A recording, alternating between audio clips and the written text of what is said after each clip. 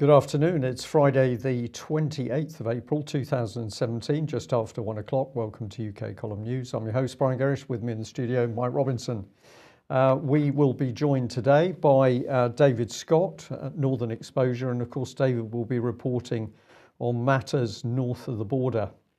A bit cold and chilly here in Plymouth. We've lost all of that excellent spring sunshine and blue skies and the dry weather. So luckily there does seem to be a bit of moisture to stave off that hose pipe ban and water shortage, which the media was getting very excited about. Excellent. Where are we starting?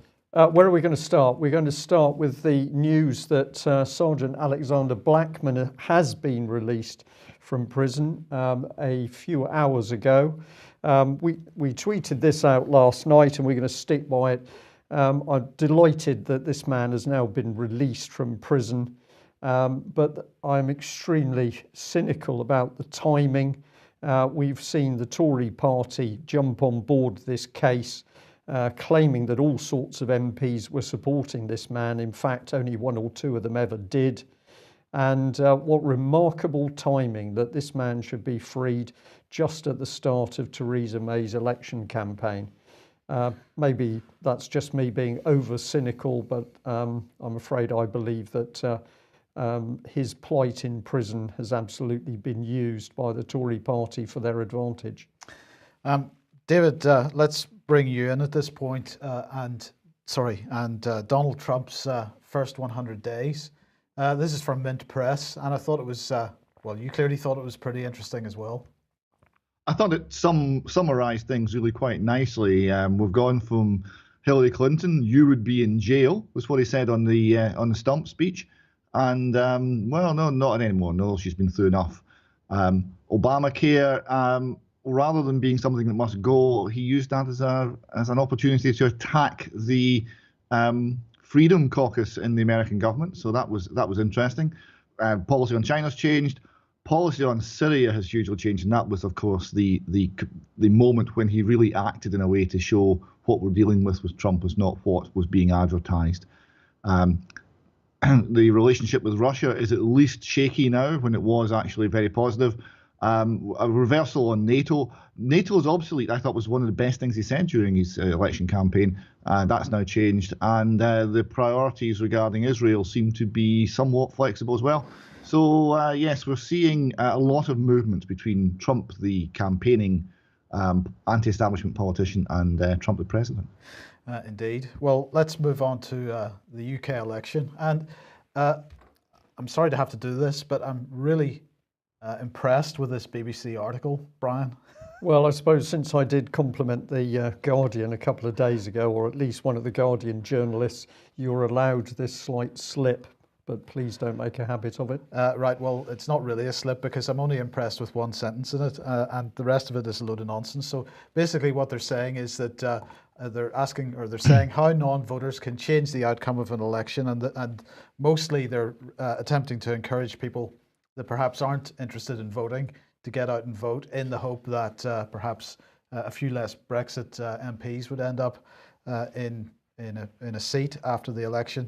But there was one particular sentence in this, and that was, had all the unused or spoiled ballots from the 2015 election translated into a vote for a party called None of the Above, it would have won 340 out of the UK Parliament's 650 seats, because the number of non-voters in those areas was greater than the number who cast a vote for the winning party.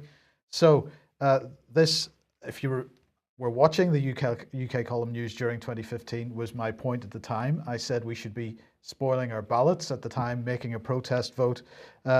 Other people were saying, well, let's set up a none of the above party. They tried to do that, and unfortunately they weren't able to set up a none of the above party because the Electoral Commission said that none of the above was not a permissible party name. If we spoil our ballot, we're protesting the vote. We're making the same point. The Electoral Commission here, as you can see on screen at the moment, has a procedural document on how to deal with doubtful ballot papers in British elections. And the point is that every single spoiled ballot paper has to be examined by the returning officer to decide whether it was spoiled by accident, if maybe it was just somebody a little bit elderly, didn't quite understand what they were doing. But if everybody makes a clear statement on their paper, because at this point, Brian, we do not get the opportunity to make the point that we don't want any of these fools to be representing us. This is absolutely correct. And I've stood at local elections before, and I did stand as a parliamentary candidate one election, and what an experience that was. The voting, the business about spoiling the votes is write on it something that's clear and easy to read, if that's what you want to do, because it is not only read in front of the returning officer, it's read in front of the other candidates. So if you've got a message to get across to the political candidates, and as somebody emailed in this morning, who do I vote for? Because I'm either voting for complete idiots or criminals. So somebody with some pretty direct opinions there. Those are the sorts of comments you may choose to put on your voting slip. So 2 points here, David. The first is it sends a clear message that you don't respect or consider that any of the people on the ballot are suitable. But the other point here is, of course, it prevents an unused ballot paper being used for any kind of voter fraud. Not that we would ever see that in this country. Quite. Voter fraud is entirely unknown in this country, as I'm sure we all acknowledge. On this point, it was mentioned to me by someone in the political world that the one thing that all candidates tend to do on election night is they read the messages in the spoiled ballot papers. So those things really do get noticed. And yes, it does. It's a way of making quite clear that you do not consent to a system which is essentially a form of slavery, except that you get to choose your slave master once every 5 years, but only in the event of a tie, which never happens. Yeah. Perhaps we should just add to this that, of course, we do know that some people want to stand as independent candidates. And if that's what you want to do, then go ahead and do it, because obviously you get a platform for putting the agenda that you think is important across. So certainly our message is, if you've got the finances to do that and you want to do it, go ahead. But of course, time's very short and you're trying to fight against the massive propaganda machine of the mainstream parties. But what Mike has said is, of course, it's something that's available to all of us. We simply stroll in and make our protest vote. I've got to slightly disagree over election rigging, because I think the country's been riddled with electoral fraud. And of course, Birmingham City Council was described as a banana republic as a result of gross failures there. And it was fascinating, not during the last election, the one before that, when I stood personally to see some ballot boxes in the Plymouth vote where each vote was meticulously folded into 4. And I was fascinated to see that, because of course some people will go into the polling station and screw their vote up into a tiny little ball in case somebody spies what they ticked. But these were very, very neat boxes, quite an extraordinary set of voters. Yes, I seem to remember the returning officer shouting at us for asking about that. He did get immensely aggressive, but yes, that was probably just because it was late, well, early in the morning, I think. But David, what's Richard Branson up to? Well, it seems that he has not got the memo as to how to manipulate the political system of our country. It's meant to be done in secret, but word has got out, and he is actually funding Gina Miller's attack on the Brexit process to the tune of £300,000. And what does he hope to achieve? He's looking to target Brexit-supporting MPs in order to skew the future Parliament to his political liking. Are there not electoral rules about corporate interests getting involved in the electoral process? I don't actually know. There certainly is when it comes to funding the official candidates and the official parties. This has been done kind of as a flanking manoeuvre. I really don't know what rules apply here. Yeah, okay, well, we should maybe look into that. Now, what's going on north of the border? John Swinney getting very excited about your local elections on the 4th of May. Yes, I encourage people, particularly people in Scotland, to look out this SNP video. It's very interesting. First of all, it's enormously patronising because John Swinney here, one of the three men who actually run Scotland, sits down and says in a very affable way that he's going to tell you something that's going to live with you for the rest of your life. You're going to remember this for the rest of your life. This is vital information from Mr. Swinney. And he then says that if you want to achieve something, you have to make a plan. So on the one hand, he's treating the people of Scotland like idiots. On the other hand, though, it's very interesting that all the things he talks about involve planning, and he's completely incapable of conceiving of a country without a plan. That would be a country of liberty. Well, just on the tweet, there is a link there to a website.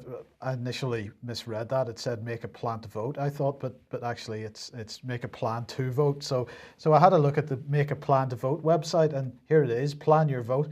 It just seems like an attempt to gather up as many email addresses as they possibly can. I mean, why would anybody sign up to this website? Why would people give their personal information to the Scottish National Party?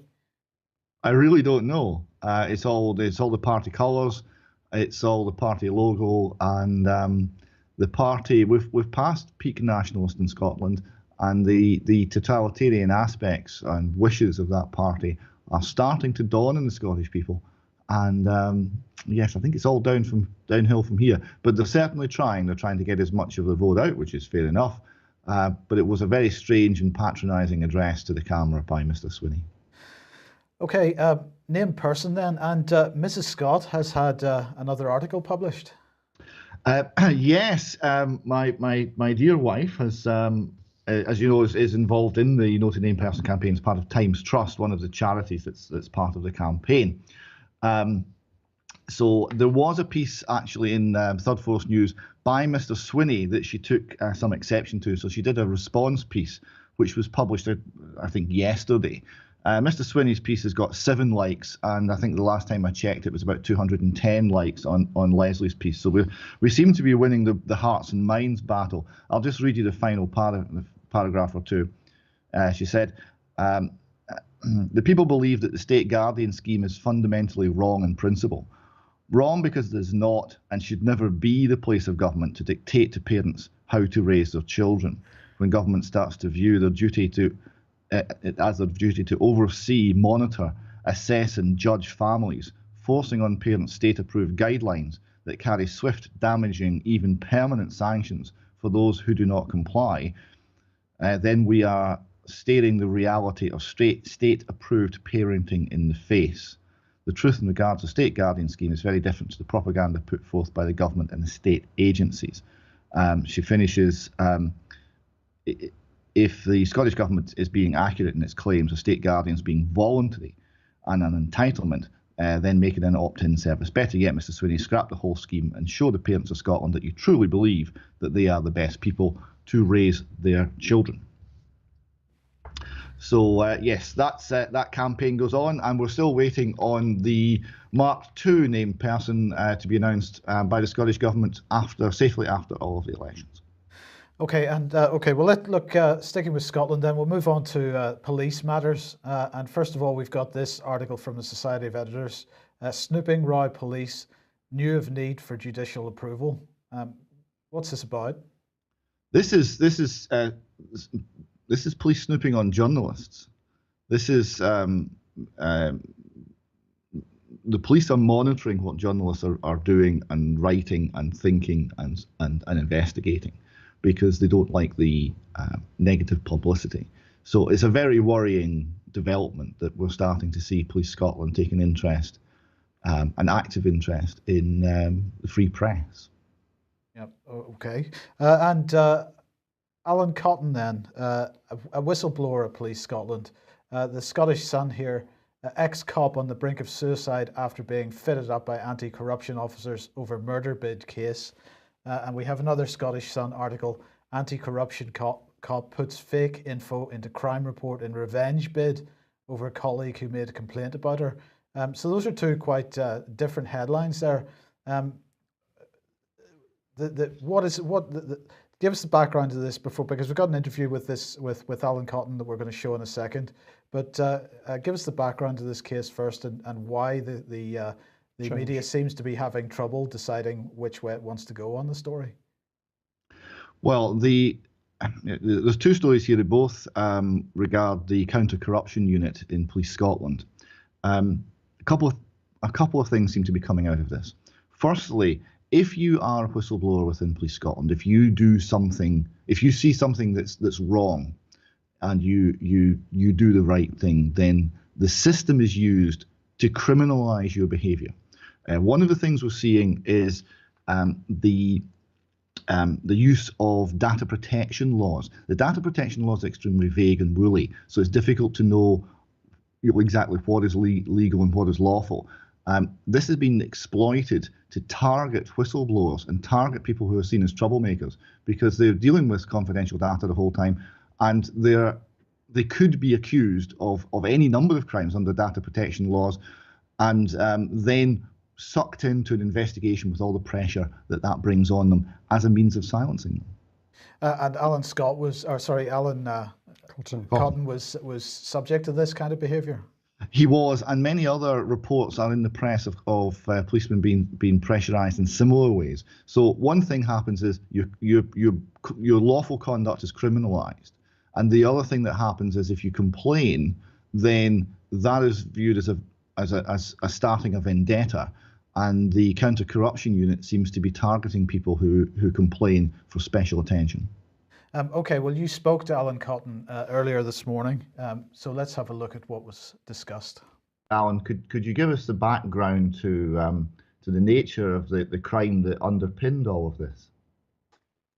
The background story, David, it was in relation to an attempted murder in the Ayrshire area of the west of Scotland, and there was a firearm used, and in fact other weapons, and the victim nearly lost their arm as a result of a machete attack as well. So it was a very serious incident. My involvement was more of an intelligence scenario, where I was able to assist the senior investigating officer of that inquiry with some relevant intelligence. Now, I accept, and I've always accepted, that I was not directly tasked to working on that particular inquiry, Operation AMP, as it became known.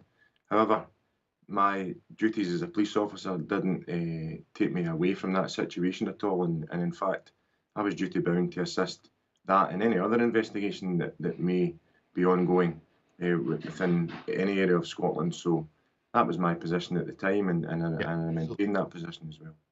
Yeah, so this was information that you got through contacts that were out with your normal police activities, people you knew who came to you because they trusted you. Is that's what happened to you? Yes. Oh yes, that's absolutely accurate. But I remember reading that statement from the witness, and I became quite emotional at that point, because, as I say, it was really ironic that I was being accused of corruption, when in actual fact their position was that I was the only officer. It was your trustworthiness that had got you there. So this witness approached you, yes. And how did you assist the intelligence gathering?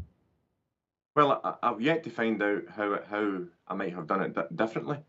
However, the police took the attitude that I should have done it differently. Now, I assisted by immediately contacting the senior investigating officer who was in direct charge of that Operation AMP, and appraised him of the information that I had, and I did that on more than one occasion. And then you had some direct contact with the Fiscal's office, is that correct? The official state prosecutor in Scotland? Yes, subsequently the witness that I had been dealing with became a Crown witness in that actual attempt murder trial. Now, a Crown witness affords you some protection, of course, and interfering with witnesses is a very serious crime, as is threatening Crown witnesses. And indeed, that was the crux of why this witness contacted me. By this stage, he was in ready contact with the Fiscal's precognition agent, and who he also seemed to have a good working relationship with and trusted. And he, as a result of a failed attempt to contact her directly, attempted to asked or spoke to me in an attempt to try and make that connection, to make her aware of some other issues that he was having, which was indeed, as I referred to, as I inferred earlier, his life was being threatened, as was his family's at that time. A threat I took very seriously, as did the fiscal preconditioning officer. So that all seems entirely appropriate. So what happened with the fiscal's office? How did that proceed? Well, it would seem entirely appropriate to a reasonably minded person, but it seems that some people in the Procurator Fiscal Service don't think so, and I didn't think so at the time, and some of my former colleagues didn't think so either, in particular the Counter-Corruption Unit, who I was referred to by a senior person in the Procurator Fiscal Service at Kilmarnock at the time. And what happened to the officer, the fiscal's officer that was dealing with the case? Did she face any censure?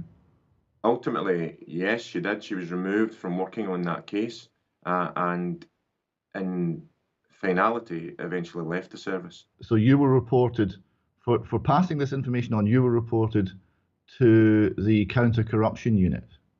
What for? I've yet to see a statement from the person who made that report, although I know the person's name. But there was never a statement was never obtained from that person, which I found particularly strange and totally against procedures. So I'm only able to go with what the police tell me that the concern was, and the concern was that my communication with the Fiscal's Precognition agent was inappropriate. The resultant charge against me was one of a data protection offence, section 55, totally unrelated to the actual initial contact. To me, that all seems very, very strange and entirely counterintuitive that should be the case. But passing that on just for the moment, how did the Counter-Corruption Unit proceed with this? Were they reasonable? Were they fair? Entirely the opposite. Despite from the beginning, I totally divulged my involvement in full. I never had any of my actions, and to this day I'm proud of my actions, and I told them that at the time. I said, despite the fact that I'm now sitting in an interview room as a suspect, I can tell you now that if the same thing happened again tomorrow, I would do the same. And I'm still saying that 7 years later, whilst it's still ongoing, that I would still do the same. As far as I'm concerned, I did the right thing for a member of the public whose life was in danger. So this was an attempt to criminalise that action that you took. You were acting to prevent potentially a murder, because this was extremely serious and an entirely credible threat. So you're acting there, but that action by you has been criminalised, because we're talking about potentially a criminal conviction. Is that correct? Yeah, absolutely. You're absolutely right. The threat was very real, considering that there was firearms used in the index offence. Then you're absolutely right that was a very real threat. So that being the case, I think it was incumbent upon me to make sure that witness received the very best advice and attention from both the police service and also the Crown Office Procurator Fiscal Service. And how did things proceed with the Counter-Corruption Unit? Did you get anywhere? Did you end up going through complaints procedures? How did that resolve itself? Well, to be fair, it's yet to be resolved, because we're now at the stage where we're in the middle of an employment tribunal. But what I will say is I've now had the luxury, which I never had before, of being able to read the evidence section of the standard prosecution report that was submitted against me by the Counter-Corruption Unit. And to say that it's untruthful is mild. There is a direct contradiction in the police evidence that they present to the Procurator Fiscal.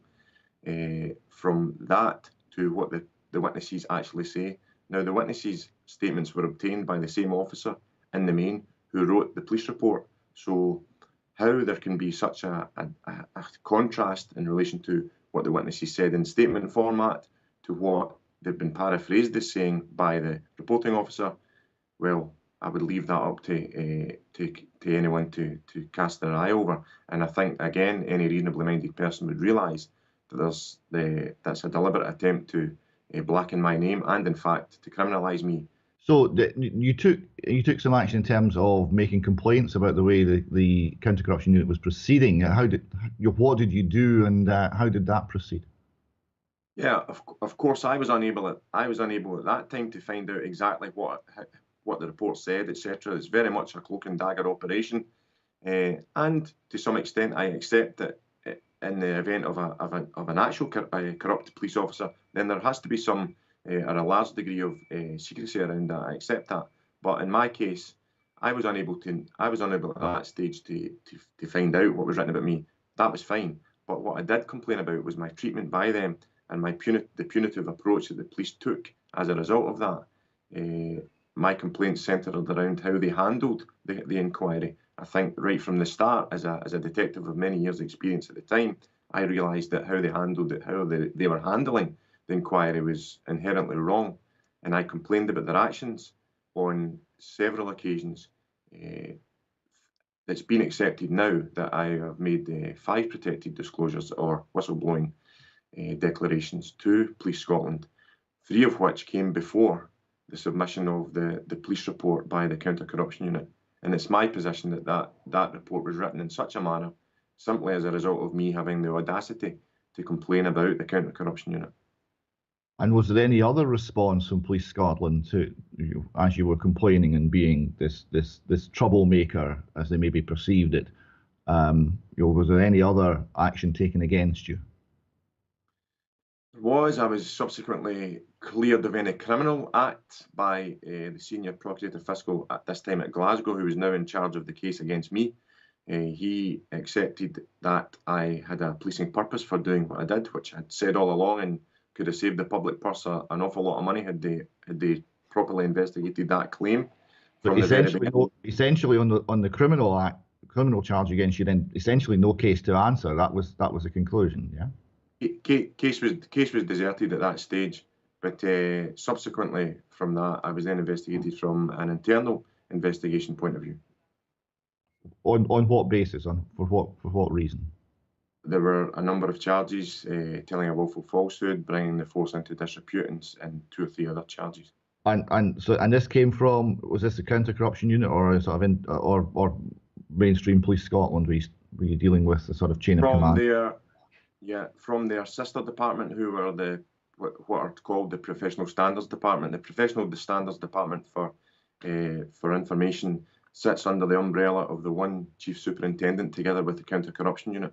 There is a slight division in that the Professional Standards Department are supposed to look at non-criminal activities of police officers, which in my case I subsequently came under their auspices because it was obviously agreed that I had not committed any criminal offence. So I then came under the microscope of the Professional Standards Department, whereas before, when it was suggested that I had committed a criminal act, I would then come under the microscope of the Counter-Corruption Unit. That's, in rough generic terms, that's how the division of labour works between those 2 departments. But they do come under the same umbrella, and they work out of the same building, or they did, and at that time out of the same corridor in the same building. So you've gone through a process where there's been an attempt to criminalise you.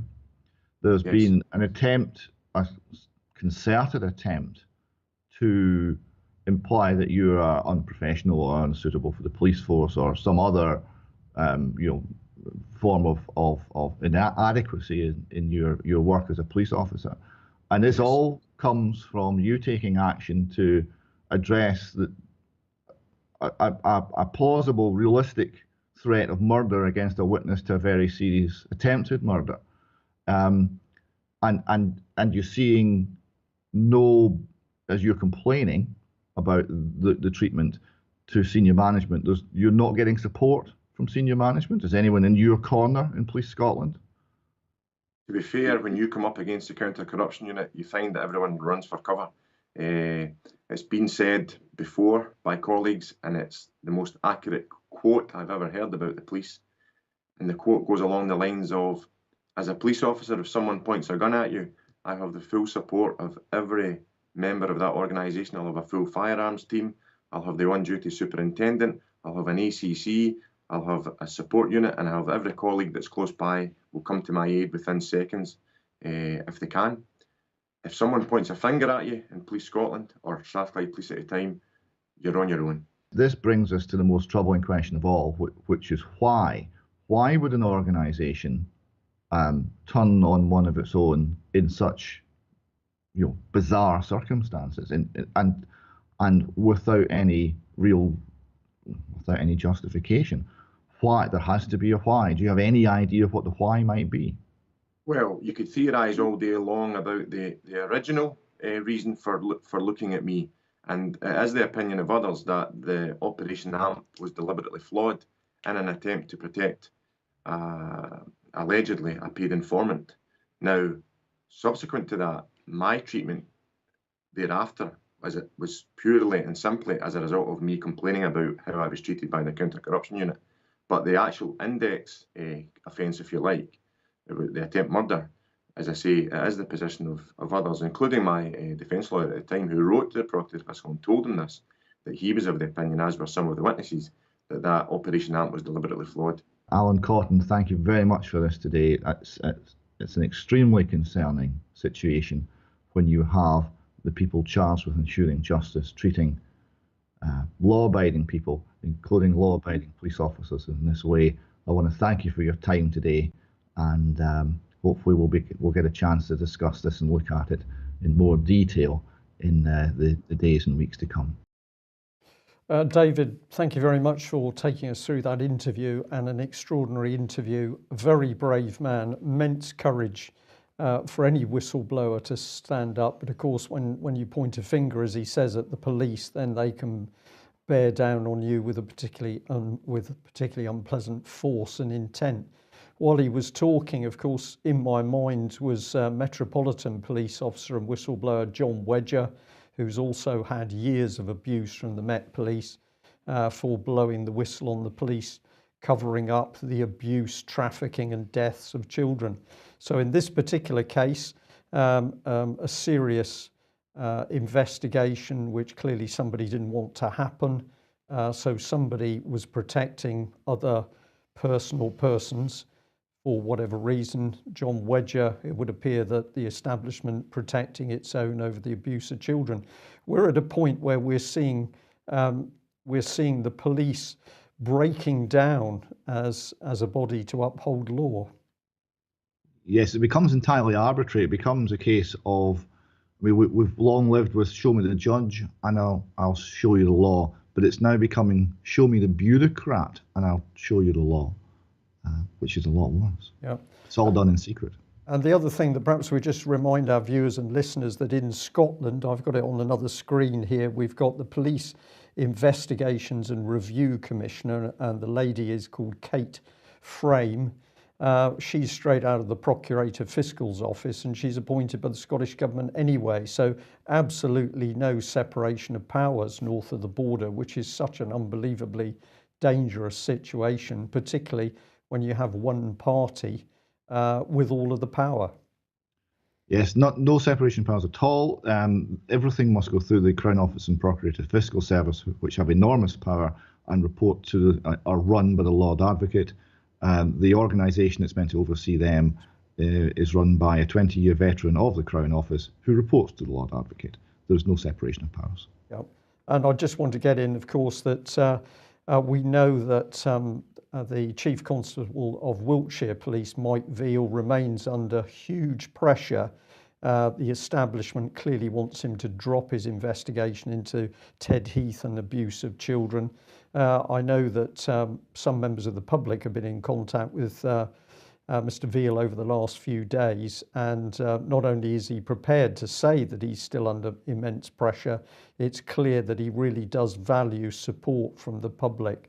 So I think the onus is on us. It's up to all of us to get our support into these very brave policemen, whether they're Met Police or north of the border or Mike Veal. If you haven't already done something to show your support with these individuals, then we need to do it. Okay, let's move on to the Middle East and Syria. And we mentioned this yesterday, David, but we'll give you the opportunity to make a comment. Israel hints it was responsible for Damascus airport explosion. What are your thoughts on what happened yesterday? is extremely worrying, and we are seeing less and less clarity as to who's actually on whose side. We've got Israel's bombing Damascus airport, and it's allegedly Hezbollah as a target, but there could be collateral damage. It's across the international border. It seems to be guaranteed to escalate matters. And the same week we had a situation where ISIS accidentally fired rockets into Israel. I think one rocket or shell, and then apologised. If you accidentally shoot at an opposing force and then apologise, that would mean that's your ally normally. Not in this case, obviously, but odd, don't you think, that ISIS should be apologising to Israel for a stray shell or a misdirected round?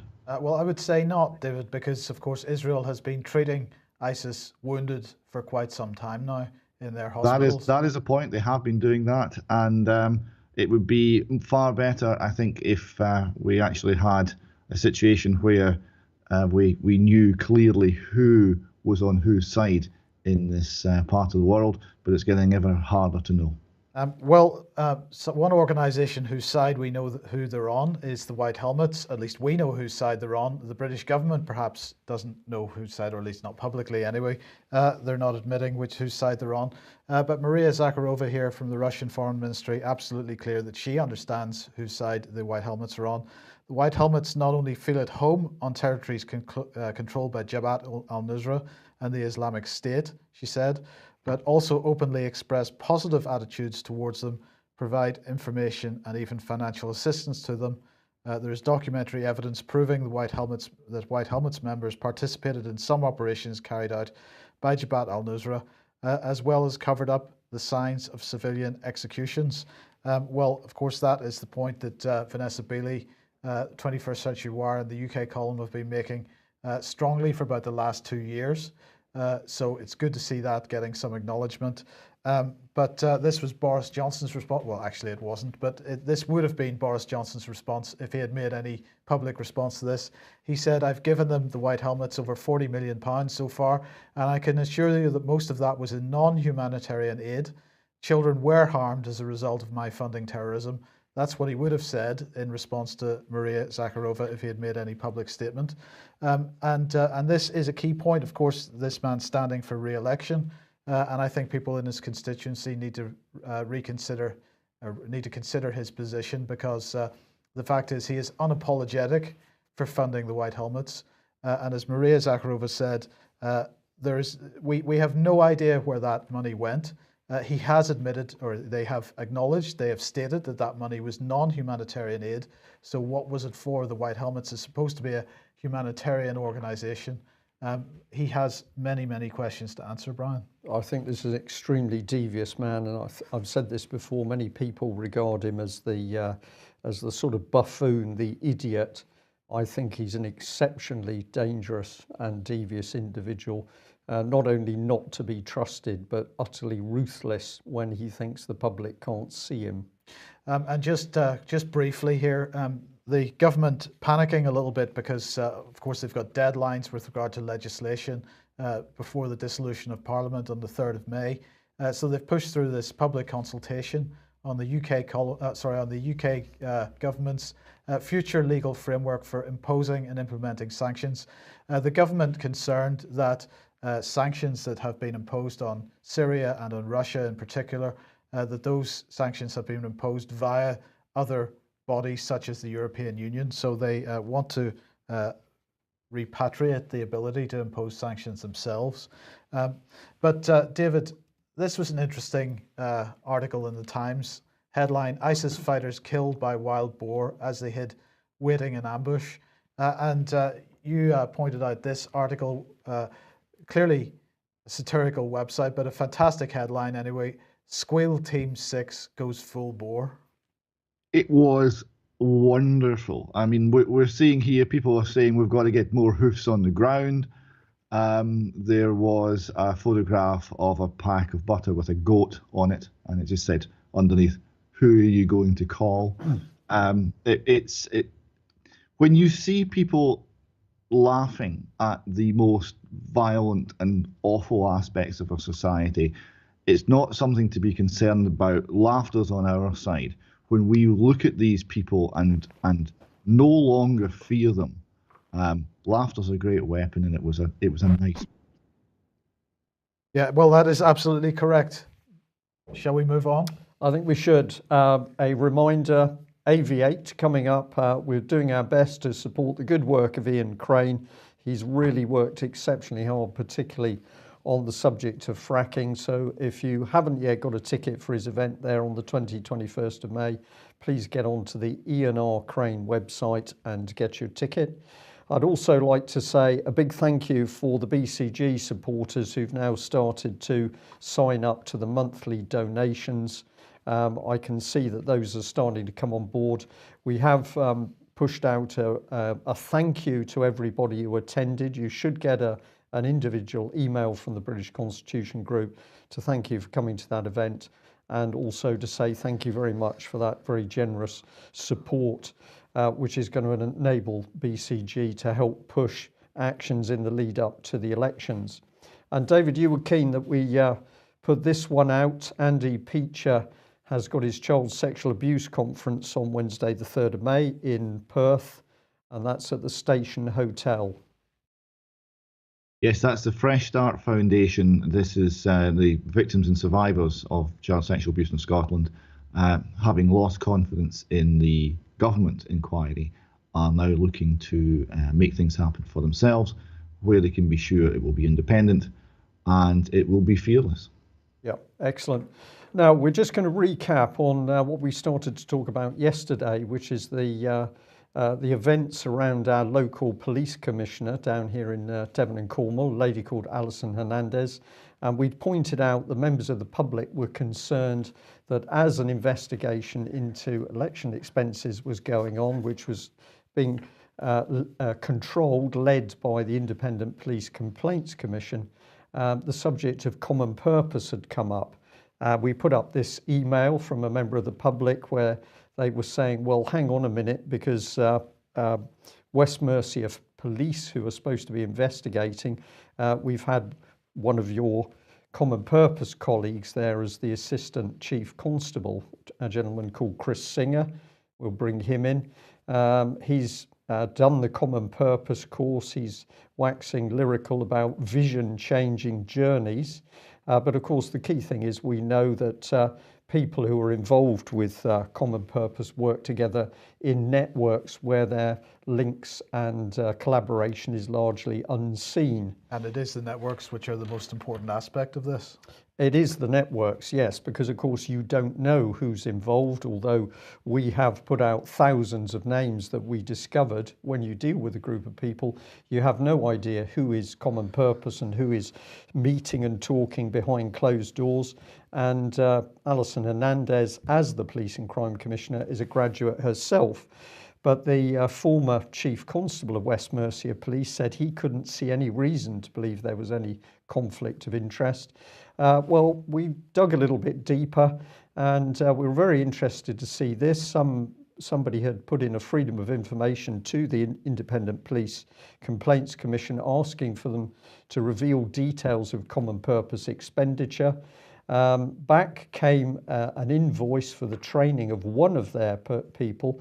But of course, what we were fascinated at was the fact that the moment we talk common purpose, IPCC goes into secrecy mode, and the public's not allowed to know who is involved in common purpose in IPCC. So that document, half of that document redacted? Half of that document redacted.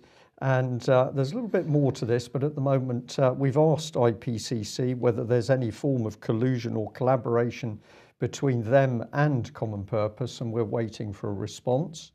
Alison Hernandez herself has written to a member of the public. She says it's all independent. The IPCC are wholly independent of both the government and the police. Notice she doesn't actually mention common purpose, which is the key point we're addressing. But she says it's not surprising that there are officers from Devon and Cornwall Police in West Mercia, because they are very good officers, and they go to many other forces. So let's have a look at this. This is how Alison sees herself, and these were her initial comments. If I just read you through those, she said, "It's clear that no police and crime commissioner can be investigated by their own force, which is why West Mercia Police was chosen to investigate my case." Now, we're interested in the fact she is a graduate of Common Purpose. Here's a colleague who moved across to West Mercia Police and was, we know, involved at some level in the investigation into her, and of course he's a Common Purpose graduate as well. IPCC, their values are justice, respect for human rights. There's that word, Mike, independence, but we can now show that they're connected to Common Purpose. But the former Chief Constable of West Mercia saying he's satisfied there's no conflict of interest. And just so that we understand the problem, here's the Chief Investigator from IPCC, Julian Blaseby, who's also a Common Purpose graduate. So Common Purpose advertises that people work together, they meet in secret under Chatham House rules, but when we get an investigation, it doesn't matter. Let's look at it this way, because one of the things that IPCC has been happy to boast about is its investigation for Hillsborough when it investigated Freemasons who were connected to that event. So a major article, IPCC, saying, well, we're not having any nonsense here, we're going to investigate this secret society. But the other side of the line, when it's Common Purpose, even when IPCC is itself involved with Common Purpose, well, we're going to investigate the Freemasons, but not investigate Common Purpose. I find this deeply worrying and very offensive, that we've got dual standards of a particularly unpleasant form. And once again, we can show with evidence anywhere there's trouble, we've got Common Purpose. It's the key thing. You don't know what these people are doing because they meet in secret and pass information behind closed doors. It needs stamping out, David, I think. Certainly does. The theme of secrecy and behind closed doors is coming out in so much of what we've talked about today and so much of what we're seeing. And also in people not knowing what right and wrong is. We are seeing the rise of an ethical standard that depends on feelings and arbitrariness and has no anchor and allows people no ability to resist wrongdoing within organisations, and it just gallops forward ever faster. Yep. Absolutely. Well, there's a little more work that we've done on that particular investigation, but we're going to sit tight at the moment and see what response we get from IPCC. And we'll obviously keep viewers and listeners informed. David, with an eye on the clock, we'll say thank you very much for joining us, and do thank the policeman for being kind enough to speak to our audience today. I'm also going to say thank you to people who've been sending donations to the UK column. We received another one this morning. That's a very nice end to the week, so thank you very much to the gentleman who sent that in. And also, I know quite a few people asking about the Dohertys and what's been happening with them. I'm pleased to say that a couple of days ago we did get an email which has brought us up to date with what's happening to them. I'm very sad to say that they're clearly in dire straits, but having emailed back, we're now waiting for further communication, and we will report once we've got proper communications established again. What I'll add to that is that if anybody is under immense pressure from the establishment, by all means, move location. We quite understand that this is necessary, but do not go into hiding. The thing to do is maximum publicity so that people can be brought around you. If you run, if you hide, you're on your own. It's very difficult to give help. So that's it for this week. We will be back on Tuesday. Obviously, Monday is a bank holiday. We look forward to seeing you then. Thank you. Bye-bye. Bye-bye.